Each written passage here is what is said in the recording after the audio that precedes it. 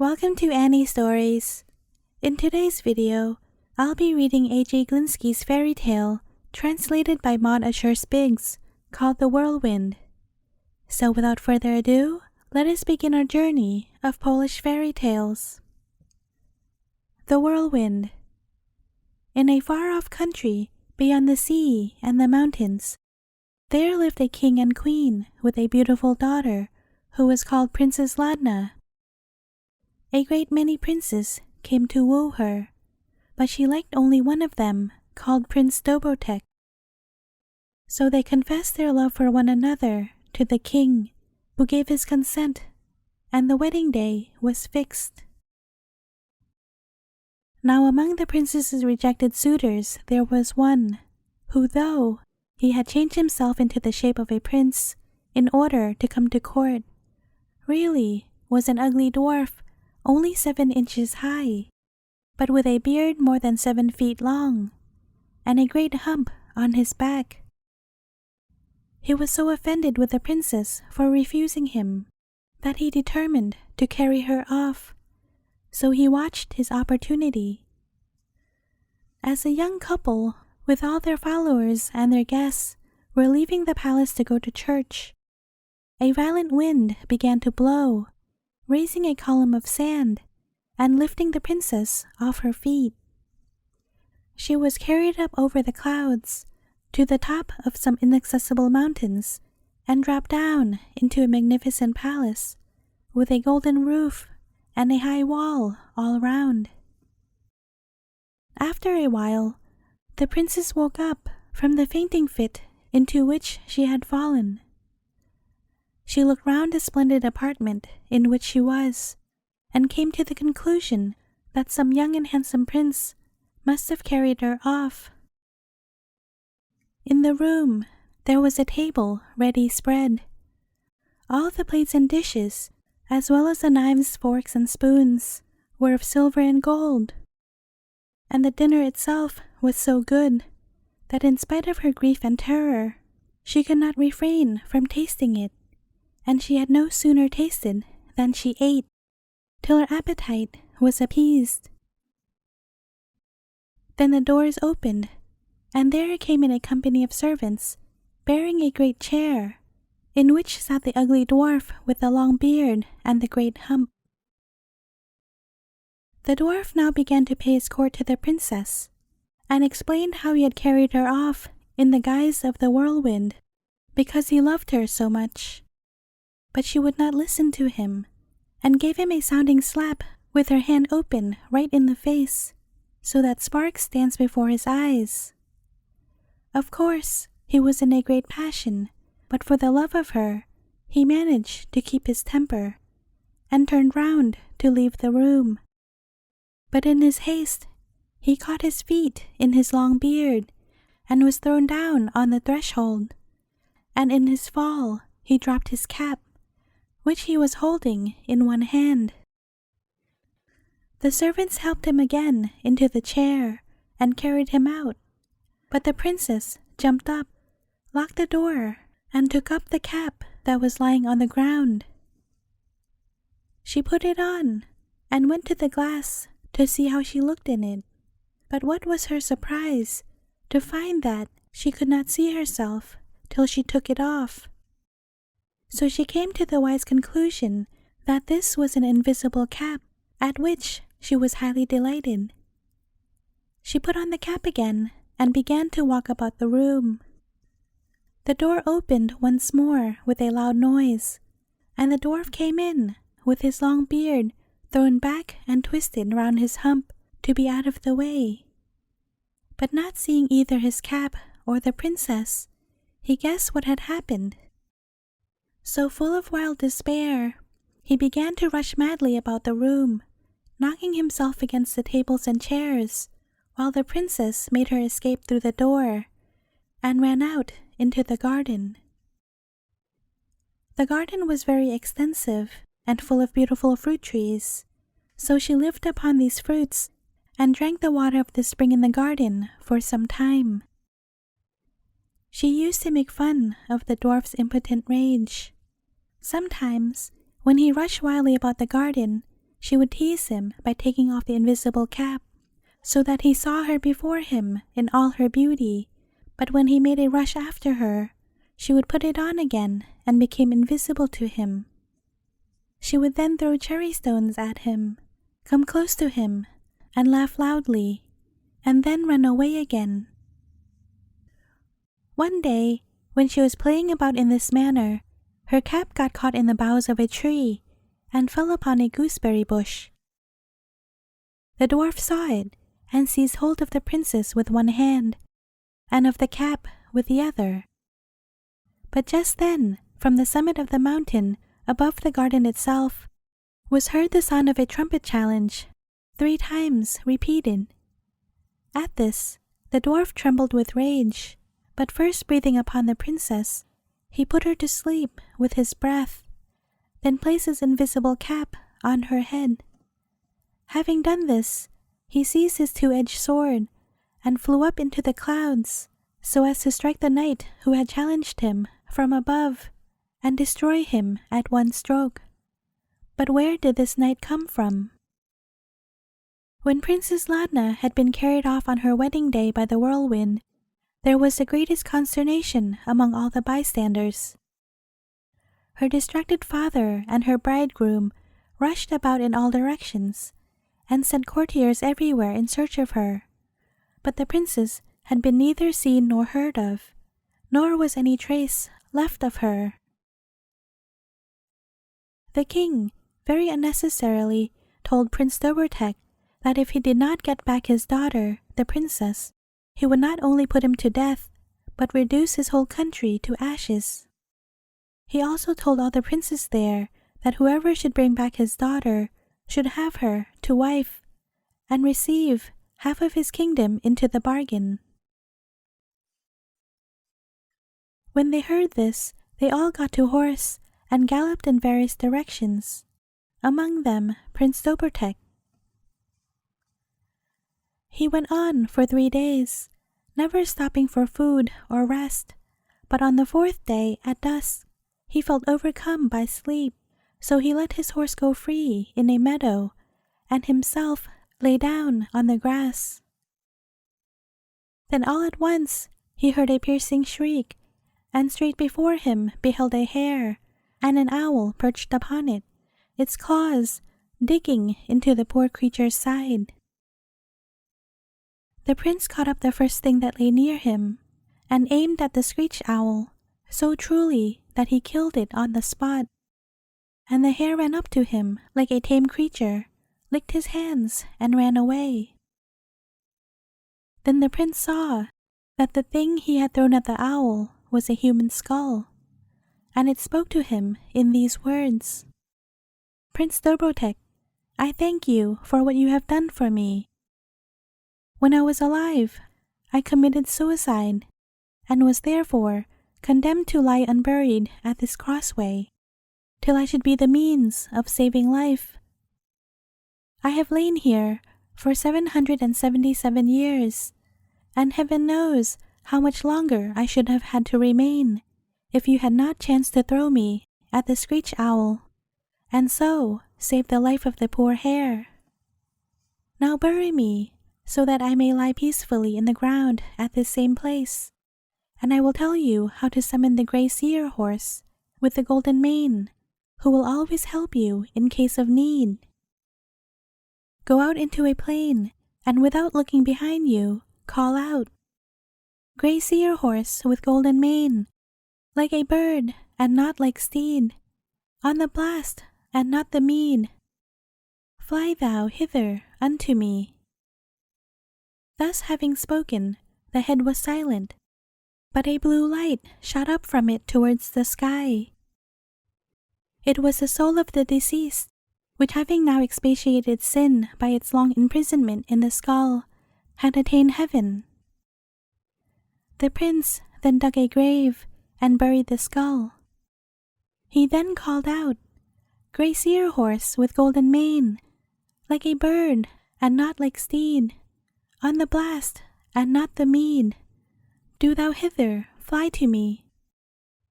The wind rose, the lightning flashed, the thunder roared, and the wonderful horse with the golden mane appeared. He flew as fast as a storm wind. Flames shot from his nostrils, sparks from his eyes, and clouds of smoke from his mouth. He stood still and said in human tones, "What are your commands, Prince Dobrotek? I am in trouble. I wish you to help me." And he told him all that had occurred.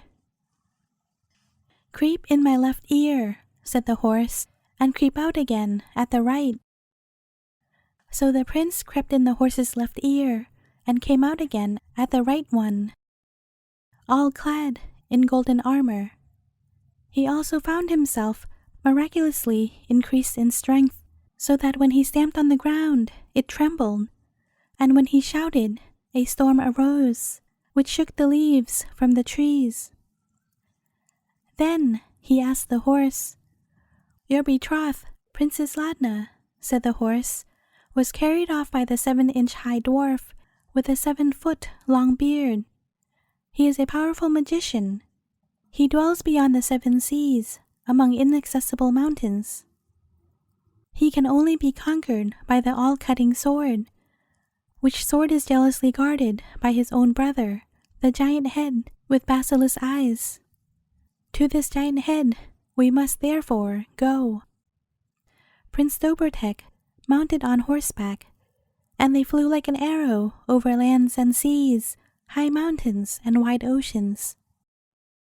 They stopped at length upon a wide plain strewn with bones before a moving mountain, and the horse said, "This moving mountain which you see before you is the giant's head with the basilisk eyes, and the bones strewn so thickly hereabouts prove how deadly his looks are. He is now asleep from the heat of the sun, but only 2 steps before him lies a sword, with which you alone can conquer your enemy. Lie down along my back, so that his glance cannot reach you through my neck and mane. But when you get near to it, lay hold of the sword. When you have it, you will not only be safe from his basilisk glances, but you will even have the giant's head at your mercy." And the horse drew near lightly, and the prince bent down and secured the wonderful sword.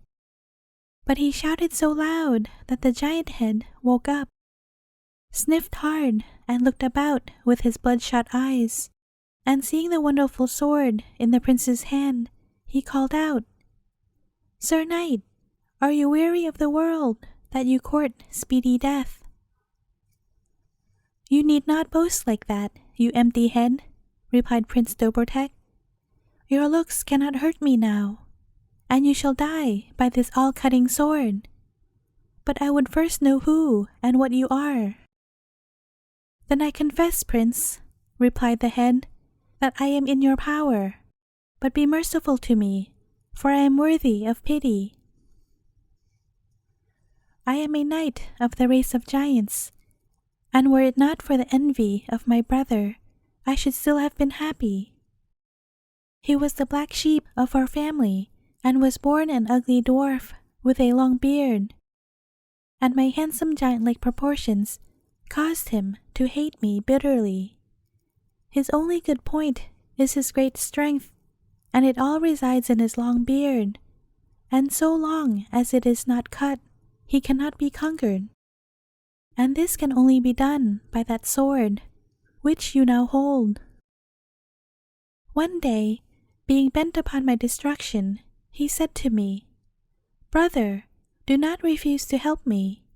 I have read in my books of magic that beyond the mountains on a plain lies a buried certain sword, whereby a knight, seeking for his betrothed, shall compass the destruction of us both.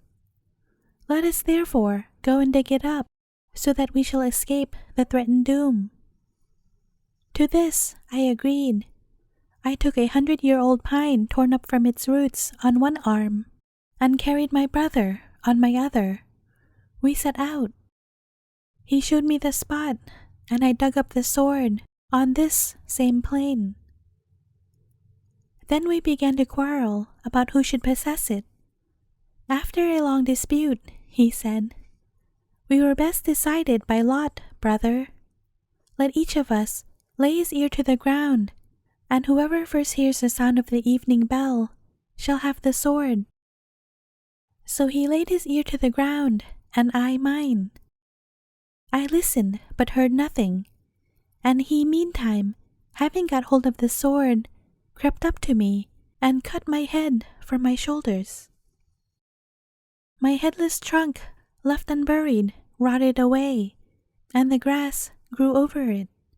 But my head, endowed with supernatural life by the malicious dwarf, my brother, was left here, with charge to guard this sword, and kill everyone who came near with my deadly glance.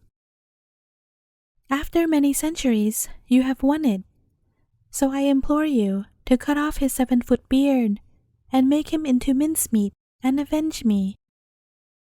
"You shall be avenged," said the prince, and at once. "Grey Cedar Horse, carry me to the kingdom of the dwarf magician with the 7-foot-long beard." So they set off at once, flying with lightning speed through the air, over the seas and over the forests. In an hour or two, they halted on the summit of a high mountain, and the horse said, "These mountains are the kingdom of the dwarf magician who carried off your betrothed, and they are both now in the garden. Challenge him to fight." Prince Dobrotek sounded a challenge 3 times, and the dwarf, as we have seen, flew up into the air so as to swoop down upon his antagonist unperceived of him. All at once, the prince heard a murmuring sound above him, and he saw when he looked up the dwarf soaring above him with his sword drawn, ready to fall upon him. The prince sprang aside, and the dwarf came down with such an impetus that his head and neck were rammed into the ground. The prince dismounted, seized the dwarf by the beard, wound it about his left hand, and began to sever it with the all-cutting sword. The dwarf tugged with all his strength and flew up again into the clouds, but the prince, holding fast with his left hand to the beard, kept on severing it with his sword, so that he nearly cut half of it through, and the dwarf became weaker and weaker the more hair he lost, so he began to cry for mercy. "Drop down to the ground, off which you took me," said the prince. The dwarf dropped down slowly, but the prince cut off the remainder of his beard and threw him. When thus deprived of his charms and his strength alike, onto the ground, wreathed the severed beard round his own helmet, and entered the palace. The invisible servants of the dwarf, seeing their master's beard wreathed about the prince's helmet, threw open all the doors to him at once. He went through all the rooms, but not finding his princess anywhere, went into the garden, traversing all the paths and lawns, and calling her name. He could find her nowhere. But thus running from one place to another, he chanced to touch the invisible cap. He caught hold of it and pulled it away from where it was, on the head of the princess, and saw her at once in all her loveliness, but fast asleep. Overcome with joy, he called her by her name, but she had been cast into a deep sleep by the dwarf's poisonous breath, that he could not rouse her. He took her up in his arms, put the invisible cap into his pocket, also picking up the wicked dwarf, whom he carried along with him. He then mounted his horse, flew like an arrow, and in a few minutes stood before the giant head with the basilisk eyes. He threw the dwarf into its open jaws, where he was ground at once into powder. The prince then cut up the monstrous head into small pieces, and scattered them all over the plain. Thus having got rid of both the dwarf and the giant, the prince rode on with the sleeping princess upon the golden maned horse. And at sunset they came to the same crossroads where he had first summoned him. "Here, prince, we must part," said the golden mane, "but here in the meadow is your horse." and it is not far from your own home. So creep into my right ear and come out at my left." The prince did as he was told, and came out as he was before. His own horse recognized him and came running with a joyful neigh to meet his master. The prince was tired out with the long journey, so, having laid down his betrothed wife still sleeping on the soft grass, he covered her up from the cold. He lay down himself and went to sleep. But that very night, one of Princess Ladna's rejected suitors, riding that way, saw by the light of the moon those two asleep, and he recognized in them the princess and the prince, his fortunate rival. So first stabbing the latter through with his saber, he carried off the princess and bore her on horseback before him to her father. The king welcomed him rapturously as his daughter's deliverer, but when he found, to his dismay, that he could not awake her with all his caresses, he asked the supposed rescuer what this meant. "I do not know, Sir King," replied the knight. "After I had overtaken and slain the great enchanter who was carrying off the princess, I found her as she is now, sound asleep." Prince Dobrotek, meanwhile, mortally wounded, had just strength enough left to summon the wonderful grey horse, who came instantly, and seeing what was the matter, flew off to the top of the mountain of everlasting life. On its summit were 3 springs, the water of loosening, the water of healing, and the water of life. He sprinkled the dead prince with all 3. Prince Dobrotek opened his eyes and exclaimed, "Oh, how well I have slept!" "You were sleeping the sleep of death," returned the golden mane. "One of your rivals killed you sleeping, and carried off your princess home to her father, pretending to be her deliverer, in the hope of gaining her hand. But do not be afraid, she is still asleep, and only you can awaken her by touching her forehead with the beard of the dwarf which you have with you. Go then to her, I must be elsewhere." The golden mane vanished, and the prince, calling his own horse and taking with him his invisible cap, betook himself to the court of his loved one's father.